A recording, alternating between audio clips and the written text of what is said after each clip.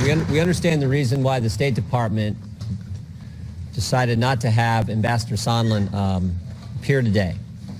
I mean, it's based on the unfair and partisan process that Mr. Schiff has been running.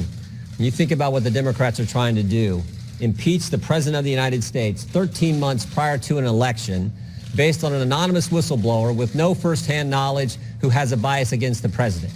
And the guy running the process, Chairman Schiff, didn't even tell us that he had met with the whistleblower prior to the whistleblower filing the complaint. Adam Schiff didn't tell us the way he treated Ambassador Sondland last week in this, Ambassador Volker in this interview last week. That treatment is the reason why the administration, the State Department said we're not going to subject Ambassador Sondland to the same treatment. And look, we were actually looking forward to hearing from Ambassador Sondland. We thought he was going to reinforce exactly what Ambassador Volker told us last week. But again, unfortunately, when you have a Speaker of the House who says we need to strike while the iron's hot, when you have a chairman of the committee who is so biased against this president that he wouldn't even tell us that he had met with, his staff had met with the whistleblower prior to the whistleblower filing the complaint. And frankly, this is a pattern with Mr. Schiff. He did the same thing, if you remember, the first big hearing the Democrats did this Congress, Michael Cohen. He didn't tell us that his staff had met with Mr. Cohen 4 hours prior to Mr. Cohen testifying. He didn't tell us that last summer he had met with Mr. Simpson out in Colorado, palling around with the guy with Fusion GPS. So this is a pattern. Like I said, we were hoping to hear from the ambassador today, but we understand exactly why the administration, exactly why the State Department has chosen to say, look, if it's going to be this kind of process, if you're going to selectively leak text messages, 67 pages of text messages we had, they take a handful and release to all of you, and not give the full context and not release the transcript, we understand why they made this decision at this moment.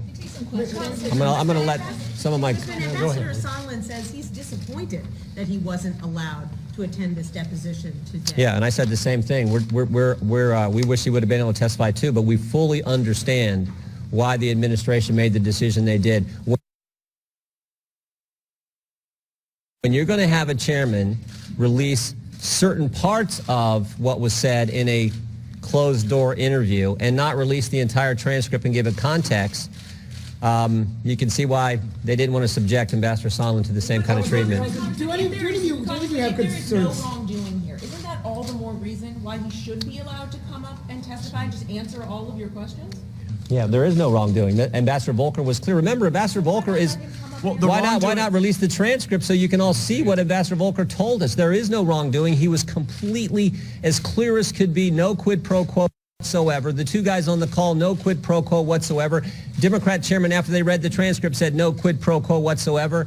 But Adam Schiff doesn't want that information out there. So he's holding up the transcript, and he continues to have this bias against the president, the way he runs things. I believe that I do believe that we'll actually get to hear from the ambassador, but we'll only get to hear from him when there is a fair process. This is not a fair process.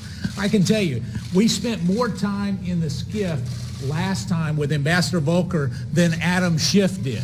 You know, he came out here, you may have noticed that, he came out here all to the press, and what did he do? He gave this benign thing and then raced off to a fundraiser. So here's what we have to understand, is this has to be a fair process. And when you have a press release being drafted by our Democrat colleagues, cherry-picking text messages, when the full text of Ambassador Volker's testimony last week would have exonerated this president, let's release it. I'm all for bringing the ambassador in, but let's only do so after we release the full. Do you have any concerns about what we're talking about here? The president asking foreign government, one Ukraine, to investigate Joe Biden, and also the president saying last week that China should investigate Joe Biden. Do any of you have concerns about that? The president's doing his job. President, when you're talking about the hard-earned tax dollars of the American people going to a foreign government, the president's going to make sure that there is no corruption there. He's doing his job, his duty as the commander-in-chief, his duty as the president of the United States. So I don't have a concern about that. Should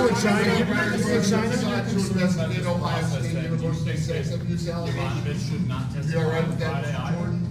Given your concerns about this process, the next testimony is supposed to be Friday. Should that go forward? We'll see. We'll see. We would sure like to see the Volker testimony released before we continue the depositions and transcribed interviews. And what we see in this impeachment is a kangaroo court, and Chairman Schiff is acting like a malicious Captain Kangaroo.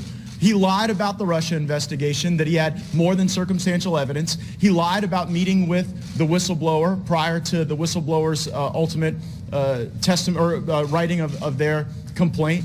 And we would like to unpack the last set of Schiff lies regarding the Volker testimony before we go to the next set of Schiff lies on Sondland or any further We've been asking witnesses. for it since we had it. It should have been out immediately. But the Democrats say Republicans are just obsessed with the contact between the chairman's office and the whistleblower, and that it's just a process issue. It doesn't really matter. How do you respond to that? We think there are real concerns there. I know you've done some reporting on that, so we think there are real concerns that hopefully over time the American people will be able to see.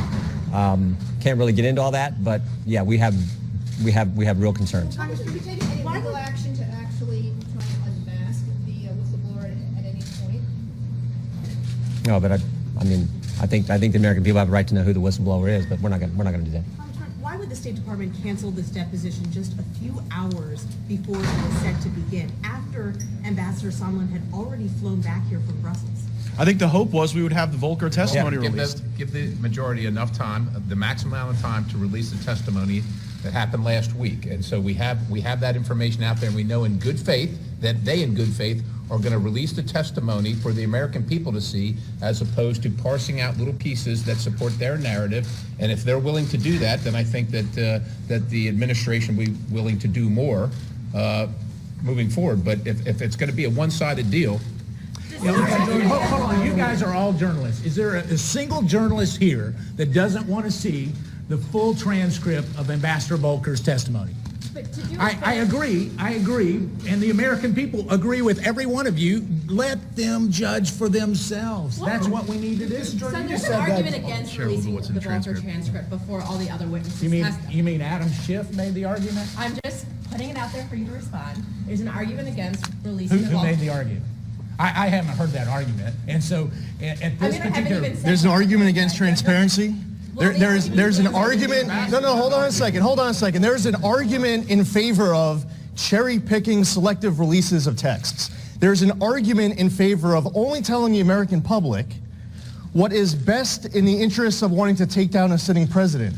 Maybe you should ask what was said inside of Volker's deposition during his transcribed interview with regards to Adam Schiff's fairy tale quid pro quo charge that aid from the United States to Ukraine was being linked to an investigation into the Bidens. Why don't you ask, what did Ambassador Volker say about that? That's a great question. I'm glad that you asked that question.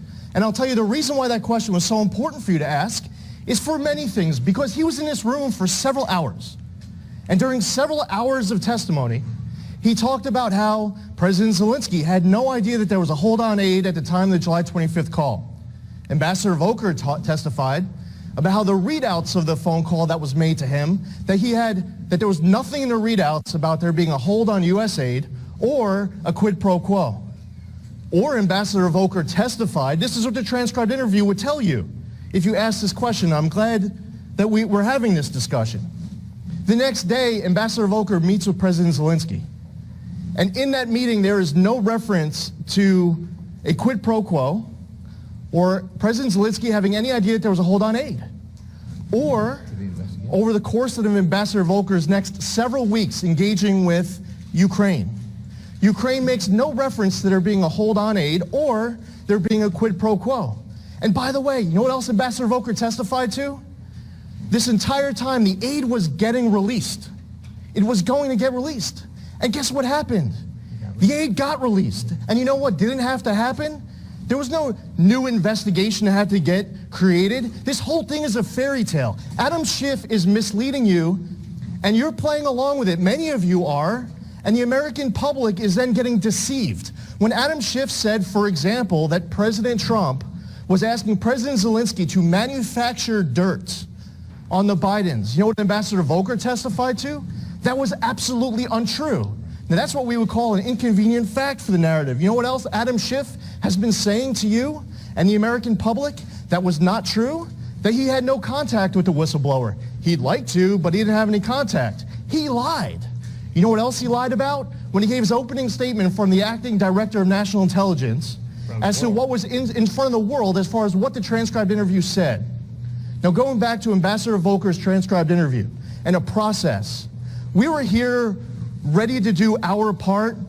If anyone is going to testify behind those closed doors, we're going to make sure that we're there to ensure that the other 99% of the story is being told. Because guess what? If we weren't there last Thursday, you would have no idea of everything that Ambassador Volker said to obliterate Adam Schiff's fairy tale quid pro quo charge. You would have no idea. So we're here. Now, as far as the administration goes, if they don't want to send Ambassador Sondland here, because this is a kangaroo court, because there has not been a vote to launch an impeachment inquiry, because the minority does not have any rights for subpoenas, because the president doesn't have the right to have counsel present to ask questions, for subpoena power, to present evidence. This entire thing is a political charade, is a clown show. We're here, we're ready for whoever's going to be testifying in the other room, but we have to be here because if we're not, Adam Schiff sure as heck is not going to tell you. Because all he has to do is right now release that transcribed interview, because he won't, because it destroys his narrative. It undercuts it, it blows it up. That's what we heard over the course of several hours. And by the way, Jerry Connolly comes on to, Aaron Burnett's show on CNN at 7 o'clock on Thursday, and they have a back and forth. They play a clip from Jim Jordan, they play a clip from me, where they're basically saying, Jerry Connolly, you didn't hear anything of what Jim Jordan and Lee Zeldin says that they heard, right? And they have this back and forth, basically dumbing down their audience. And what isn't pointed out in that back and forth is that Jerry Connolly was the last person to show up. He's the first one to leave instantly. He wasn't there for any of it. So what's important is that we're here, and we can answer any question you want as far as what Ambassador Volker testified to, credibly, exceptionally, professionally. But you're not asking any of the most important questions. Some of you are, but many of you aren't asking the most important questions, such as, what did you hear last Thursday that we don't yet know about? Adam Schiff won't answer, but he should. He should release the transcript. We'll take a couple more. Congressman, the president, the White House has repeatedly refused to hand over documents. Now the administration is blocking a key interview. Doesn't that imply that there's something they're trying to hide? No, it implies exactly what Mr. Zeldin just said. Exactly what I don't think anyone could say it better than Lee just said it. That's the focus. So you would encourage people to defy congressional subpoenas? No, we're not saying that. We're saying we would encourage Adam Schiff to run a fair process. That's what we're encouraging. Which Americans would go on trial without their counsel? Should they appear? Which Americans would go on trial without their counsel? I'm asking, should they defy subpoenas? There should be a fair. We'll take House Nick. Democrats should have a vote. We'll take a couple more and we'll. That's the next step. Would you all support a vote on the House floor to give yourselves more rights and a fair process? That's Nancy Pelosi's. That's Nancy Pelosi's call. She's the one who wants to strike while the iron's hot. That's her I would call. probably vote against that. Same here. Which of you believe that bribery is the only impeachable offense? You keep talking about quid pro quo. Which of you believe bribery is the only impeachable offense? Whistleblower, left blank, the section about congressional notification. Does that impact the credibility of the whistleblower? Absolutely. If that's the case, and there's been reporting, I know there's been reporting. The congressional That is- notification box is left blank. Yeah, and I think that's a big problem. That is a big problem. Because remember, there was a preliminary investigation done by the Inspector General that brought this forward. And if the whistleblower is not being forthcoming with the... That's a federal form. It's a big problem. What attaches to a federal form is perjury. Yeah, and frankly, I think the American people have a right to know who this whistleblower is. If we're talking about the impeachment of the President of the United States, I think that's important. Is it appropriate for the president to seek out the identity of the whistleblower? All I'm saying is I think it's appropriate for the American people to know who the person is behind this charge that the Democrats are pursuing, removing the President of the United States, the leader of the free world, 13 months before an election. I think the American people have a right to know that. I think it's also important to point out that you all know, the American public all knows now more than the whistleblower does. So this whole thing about what does the whistleblower know? We're telling you they now know less than what you all know. So we should be talking about what we know now and how to go forward. Talking about Kangaroo Court, you know what else Jim Jordan pointed out when we were here a few days ago? Was how when we showed up on Thursday, Adam Schiff started by the ground rules was that this was going to be a staff-led transcribed interview. And then it wasn't until Jim Jordan pushed back that Adam Schiff reluctantly said that he would allow members to ask questions. But it was discouraged. He was strongly discouraging members to ask questions. And by the way, until it went so bad for Adam Schiff that he jumped in for 25 minutes and voices cracking when they start to look at this. Why? Because Ambassador Volker was not giving them the answers that they were leading Ambassador Volker to conclude. I can tell you that this is nothing more than, Adam Schiff talked about 4 acts. You know what? There are 4 acts. And the first, second, third, and fourth act already has reached a conclusion for Adam Schiff. Let the American people decide what the final act will be, because ultimately, when the truth comes out, you will see that this president did not hold aid to try to influence a foreign country to do anything.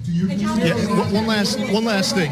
One other thing that's really important to point out is that another show put up on Sunday one of the texts from Bill Taylor. That show then did not follow that text with the response that absolutely says unequivocally that there is no quid pro quo. Furthermore, what that show did not say after that is the context from Ambassador Volker's transcript with regards to Bill Taylor's text. And you would then know if we all had the transcribed interview in front of us, but we'll tell you now, it's been out there in the public. He said it because he read a Politico story. And he wanted to get the aid to Ukraine released. He saw a Politico story and he was concerned, and then he was corrected.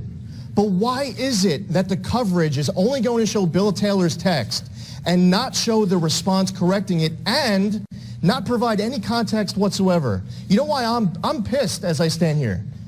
Because right now, this Congress, our country, all across the entire country, there are people watching this who are disgusted with how 2019 has gone. That all of their priorities right now, why are we not working together to pass USMCA next week? We know that it'll grow jobs, increase investment in the United States, that it would increase GDP. Why are we not talking about USMCA? Why aren't we working on a bipartisan basis to lower prescription drug costs? Why are we not working together on a bipartisan process in order to pass all these different priorities that are really important to our constituents, Republicans and Democrats, conservatives, liberals? It's all to appease an enraged liberal activist base, insisting on resisting, impeaching, opposing, and obstructing everything and anything. We are all, as a country, being held hostage by a few members of Congress who have leveraged congressional primaries against Democratic leadership and committee chairs. They have instilled fear on the part of their colleagues in their own conference. And them and their activist base is preventing us from standing here for all of us to be able to spend 100% of our energy working together in order to pass bipartisan important priorities for our country. So if we sound like we're pissed as we stand here, it's because we are. The American people are getting screwed by an enraged liberal activist base demanding impeachment. They don't even care what the crime is. They don't care what the facts are. They don't care what the evidence is. In the future, you'll decide to investigate. Thank you, guys. Thank you. Hillary is trigger happy. She's trigger happy. She's got a bad temperament.